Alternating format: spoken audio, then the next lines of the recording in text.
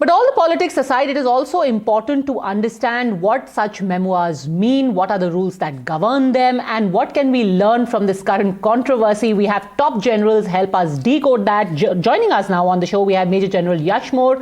Also with us is Lieutenant General Raj Shukla. Lieutenant General Shukla, I want to start with you first. Good evening. Thanks very much both for speaking to us. General Naravane has now said that his book was never published. How do we make sense then of this entire controversy that was revolving around an unpublished book? What really happened? Padmaja, this General Naravane episode, if we may call it that, should turn the spotlight on two critical issues. And one is that should memoirs by senior army commanders, leaders be written, should they be released, and should they be read? And two is the deeper issue of the civil-military relationship, a subject to which I have devoted my entire career. Now, both these issues, in my view, are extremely salient. So let's take the first one. See, as India steps into the big league, what we are now the fourth largest economy, Lowy tells us we are third ranking in terms of comprehensive national power. We need to step up our game in national security. And specifically this business of high defense organization and what we call the civil-military relationship, where I think there are issues of deep insights, deep nuances, and many of these nuances come from memoirs. So books like War in the High Himalayas, 1962. There is a book by General V.K. Singh, not the chief, but an officer from the signals, about 12 remarkable military leaders. They must be read. A few months back, I was at the release, or I spoke at the release of a book by General N.C. Vij, which was titled Alone in the Ring, which means the chief of the army staff is alone. He is by design a hot potato, what General Naravane said. He has to take decisions which will be of great consequence to national security. Let me quote to you General H.R. McMaster, who was, national security advisor to Trump. He's written a book called At War with Ourselves. And on a lighter note, the first chapter of that book, if we know Trump, he's titled You're Hired. The second chapter is You Are Fired. He was actually fired after a year. And he recounts how to release that book. He had to get clearances from White House, the National Security Council, the Pentagon. So memoirs must be written, they must be released, they must be read. They are a tool of professional military education. These books form prescribed reading for JC, Senior Command, Defense Services Staff College. That's how military leadership grows. But the point, I think, which General Naravane and the publisher both are making, that when you are privy to privileged communications with the Chief of Army Staff is, prior to release, they must have the concurrence of the government. Now, that for some reason did not happen, and that remains the mystery. And I'll tell you why it's so important. I'll just take 30 seconds before I yield the floor to General Moore. I was in the MO Directorate. I was a brigadier when the Henderson-Brooks report was to be released. And Mr. Kuldeep Nair was pressing for his release. And through Mr. Habibullah, who was the chairman of the Information Commission, he came to MO Directorate and he was putting pressure on us. We said, sir, the army has already, we've been defamed enough for 62 because we were at fault. The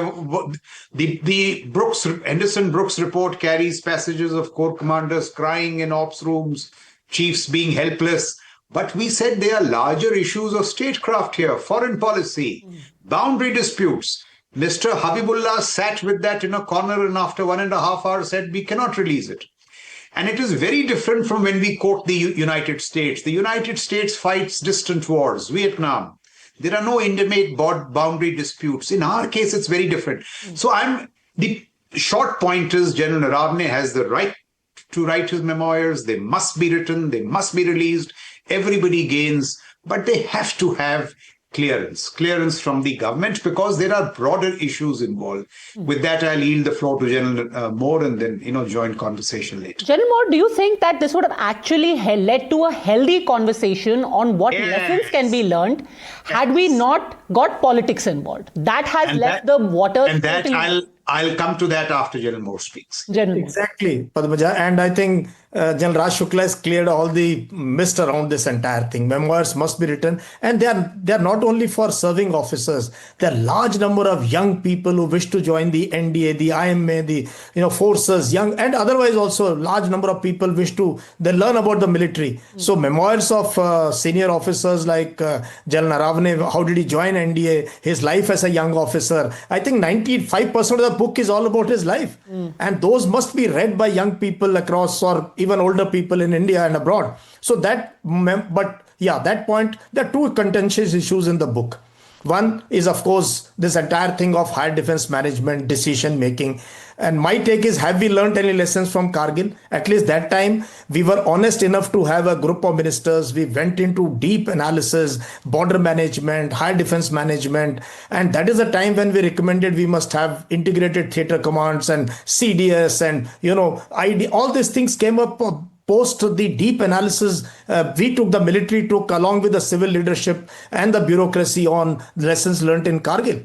But here on this particular, just 5 years, but there's nothing much that has come out as far as how was the decisions being made. We are not talking of personalities here, but we should know what was the decision, because now we are dealing with China, because otherwise the next generation will never know when another problem comes up 10, 20 years later. So that is one. The other issue in this book is about the Agniveer scheme. Somehow that is not being discussed now, but when the excerpts were released, he has written that there is a quote attributed to him, which was available in the social media, bolt from the blue. How Air Force and Navy is accepting a scheme like this? He never accepted it. He probably recommended 75% reduction and 25% could be wasted out after 4 years. So that is also an issue, I think, which is somewhere there in the book. So both the issues are, again, as General Shukla said, civil military relationship, higher decision making, operational. How are our senior officers performing under stress? Otherwise, it's all okay. Every year, almost year, 2 year, we have turnover of GOCs, corps commanders, army commanders, and chief. Sometimes nothing much happens in their entire tenure. But it is rarely when we have this kind of a national security issue on our borders. There was huge skirmishes. We lost a CO and 19 other ranks. We need to know a little bit more. And only if we discuss, we debate in a healthy environment, will we learn lessons. If we don't want to discuss and debate, then, we will really not know what happened, and we will not be able to, analyze these issues and learn from them. So I think memoirs must be written. Probably some bit of this could have been handled 2 years, the book. Either those portions could have been deleted initially itself, could have been handled between the publisher, General Naravane, and the hierarchy. But now I think issue has gone beyond the publisher and the chief. And both sides have got their backs up now. It is more about politics rather than what the military details are, including what has now become a political slogan, General Shukla, Jo uchit samjhiye, wo kariye. Now, it is not even about, now people are debating, what is that supposed to mean? Was it abdication? Was it a free hand? So, I think it starts with a cultural issue. I am from UP. If you tell me कि आप वो करें जो उचित समझे, what do I interpret? I will say the politician is telling the military man that I know nothing of this stuff. I respect your professional wisdom. You do what you think is appropriate, and I will stand by you. And what else does the politician say? He's not going to tell you in phase 1 you do this, in phase 2 you do this. So that is one point. The second point I'll make, I go back to General Padmanabhan. General Padmanabhan said that when Mr. Vajpayee gave him the orders for Parakram, and he asked, sir, what are my specific orders? He said, aap chaliye, hum batayenge. Now that is the way the politician speaks. The art of generalship lies in inferring this. And therefore, it is an area of ambiguity. It requires, careful calibration and trust. If I may just go back now to 71, military to military. There's an outstanding guy whom we don't debate, Sagat Singh, one of the best corps commanders we've ever had. General Arora, knowing Sagat, tells him, Sagat, when you reach the Meghna, or if you reach the Meghna first, you will not cross him. Sagat says, yes, sir. But when Sagat reaches the Meghna, General Arora rings him up and tells Sagat, you have reached the Meghna. You remember what I told you. And Sagat turns around and says, sir, I'm a corps commander. I see opportunity across and Dhaka beyond. I'm crossing at 5 a.m. tomorrow. Now, if that operation had not succeeded, he would have been court-martialed. But that it succeeded, we created a new geopolitical reality. So it is not about these bland statements. Politico-military relationships settle questions of war and peace. And that's why what General Moore said, that Kargil Review Committee business is so important. Let me make two issues. And here General Naravane raises some good issues. This China study group has outlived its utility. Now that the CDS has been formed, the chain of command must flow either from the political leadership to the theatre commander. And that was the whole purpose of theatre commands, so as to reduce these bureaucratic layers, or from the political leadership to the CDS and the theatre commanders. The China study group is good for peacetime confabulations. It does not work in war. Deterrence needs to flow to the brigades and the battalions. It has not happened. We must really examine why should a China study group, and if that happens, then you will lead to these kind of issues. So I agree entirely with General Moore. And if I may make just last point, these issues cannot be left to the military. Kargil Review Committee, the author was Mr. K. Subramaniam, the father of Mr. Jay Shankar, and what a brilliant mind. When he spoke of theatre commands and the DIA. The DIA was created because he wanted the military to take its gaze beyond the LACLC. Look beyond, shape your environment, what you call hemispheric influence. The theatre commanders were supposed to have a quasi-diplomatic role.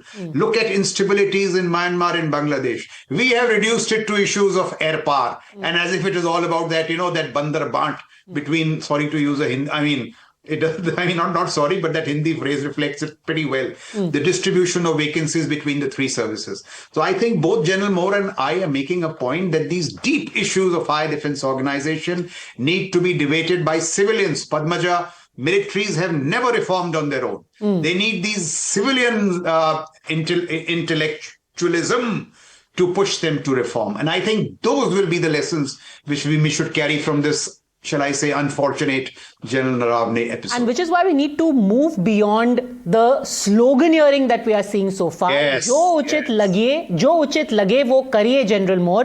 What is the uchit thing to do at this point? And what do you make of that one thing that has become, the buzzword today, that one slogan? It is, again, there's so much of fog in these things. And in the narrative, what exactly happened? We have only heard what, as a chief, the pressure on him to take decision. What has happened earlier, right from April onwards, when this thing was crisis? Was he told that you will not fire? That part we don't know. So why did he go? Otherwise, I'm sure any military leaders, if we spoke of Jan Sagat Singh, Jal Manik Shah, we have had some brilliant, we did Op Meghdut. With surprise, shocked, I think brilliant operation by Indian Army. Again, the orders were, the intent was clear. But here was something held back from the military that you will not fire. That is why he was going asking on telephone, "Batao mujhe main kya karna hai?" That part we don't know. So maybe that is why. Otherwise, I think in the military sphere, whether it is on the line of control with here or anywhere else, and right from 71, actually after 71, we changed a lot in our thought process. We became a proactive. From strategic defense, we started, even in our military exercise, our thought process as military leaders, we were now looking in offensive plans, doing things, maneuver warfare, use of Jan Sundarji. I think the most brilliant mind Indian Army produces, Jan K. Sundarji. And some of us were seen him very closely, heard him many times, read his books. So इस तरह का intellectual तभी आएगा जब when you'll encourage people to read. और मेरा बड़ा issue आज इस पे है, जो कुछ तो जल शुक्ला ने बड़ी अच्छी बातें बताई, which I was not. What about Official Secrets Act 1923? What is the meaning today? That is why, Padmaja, today, how many officers have written books on CI? I myself have been, great proponent of small team and covert operations. There are a number of people who have done, we could write books which foreigners will read on military operations and, young leadership. But this restriction of how much you can tell, what you can tell, it inhibits writing skills. In fact, and if you don't read and write... case, we heard of General V.K. Singh's book where he was booked for talking about India's external intelligence. He was booked under the Official Secrets Act, and subsequently he is still waiting for his book to be out in the public domain. General Shukla wanted to make an intervention, sir. I wanted to make this point. General Moore spoke of General Sundarji. I was the commandant of the War College. and General Sundarji had been one of the commandants. So one day I was sitting and one combat paper fell out, and it was titled India's Nuclear something something. I saw in his own hand General Sundarji's scribble. And I compared that with India's nuclear doctrine. It was very nearly India's nuclear doctrine. That is the value of scholarship and brilliance. You know, people make this mistake that the military doesn't need scholarship, doesn't need intellectual rigor. That there couldn't be anything more further from the truth. We need people who ideate well, who act well, who execute well, and who narrate well. And General Sundarji is the foremost example of that. The second issue, you know, and I will just take 30 seconds, this whole business of writing national security strategies, why it is so important. General McMaster makes this point that somebody like Trump, I mean, we know how, shall we say, how impatient is he with these documents. When he started figuring the 2017 national security strategy, he said, my whole attempt was to get Trump to own it. So I used to send him drafts, he would read them reluctantly, I would get to own him. And that has now resulted in what we call the Donro Doctrine. It is on the military leadership to get the politician in, so that this Uchit narrative expands. It doesn't have to be Uchit. There has to be day-to-day interaction. Trust has to be built. And perhaps the onus is both ways. And when you do that, see, India today is in a very happy space as far as civilian control is concerned.